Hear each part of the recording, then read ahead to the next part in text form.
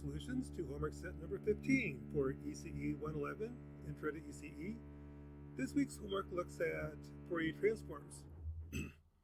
Now, in the previous lectures, we looked at how to analyze a differential equation when you have a sinusoidal input that's using phasors. This homework set looks at what do you do if the input is periodic, but not a sine wave. So start out, here's the example.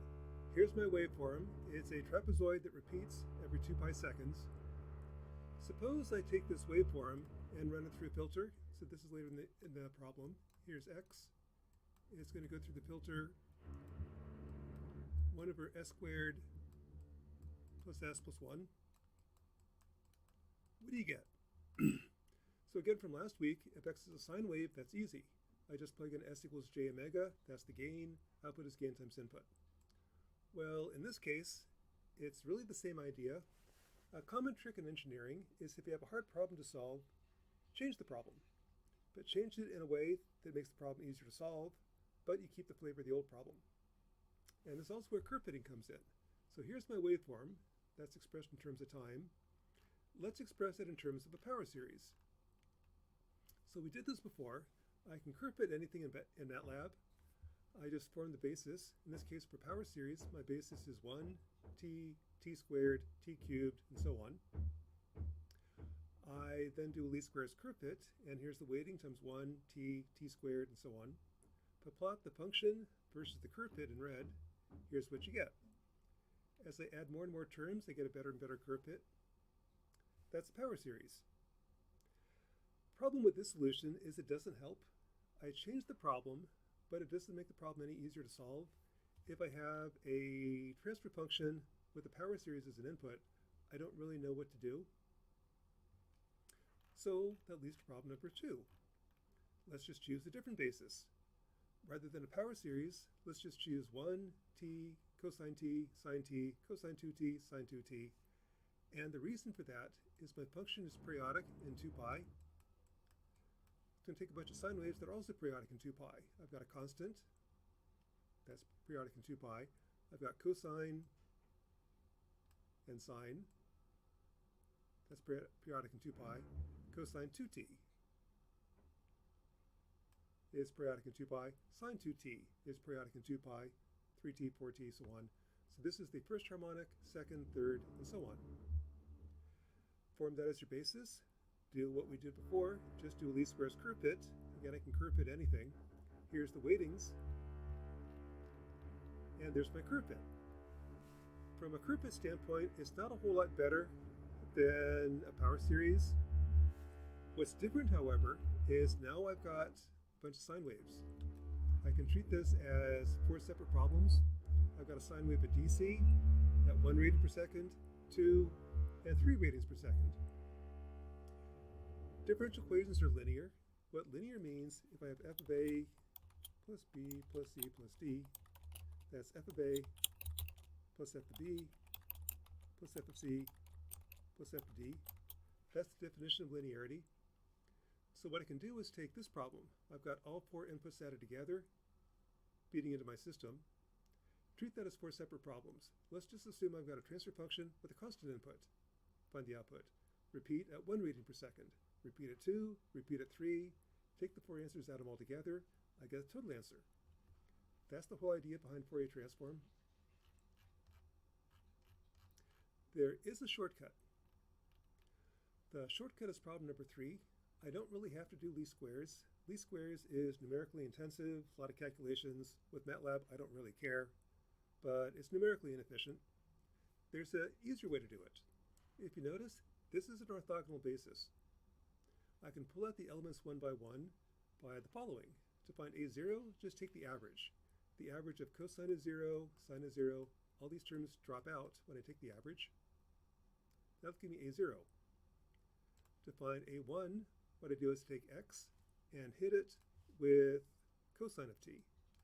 So take this function, hit it with cosine of t, and take the average. Average of a times cosine is 0. Average of cosine times sine is 0.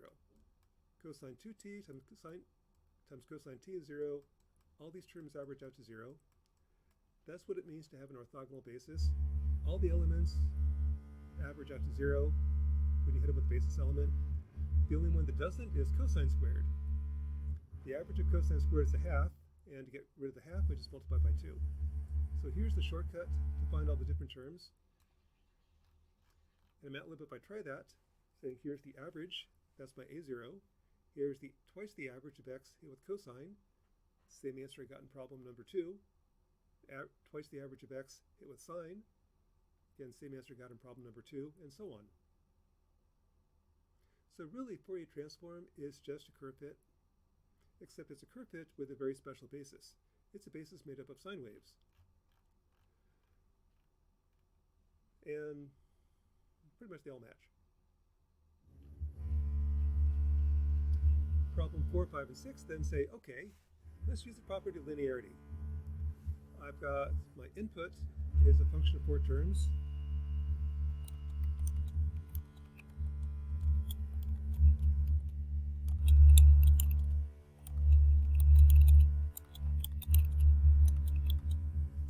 Take each one separately. At DC, my input was x0. My output is gain times input. I care about the gain at the frequency of the input. Gain at s equals 0 times the input is y. So there's the DC term of y. That's this guy right here. At 1 radian per second, here's the input. And phasors, the real part's cosine minus j is sine. This is the gain at s equals j1 at 1 radian per second. Output is gain times input. So here's the output, real part's cosine minus j is sine. That's my second term. Repeat, at 2 radians per second, here's the frequency, here's my input, real part's cosine minus j is sine. Output is gain times input. Find the gain at 2 radians per second times the input at 2 radians per second gives the output at 2 radians per second. Real part's cosine minus j is sine. Finally, 3 radians per second. Here's the frequency, here's the input. Output is gain times input. Gain at 3 radians per second times the input at 3 radians per second.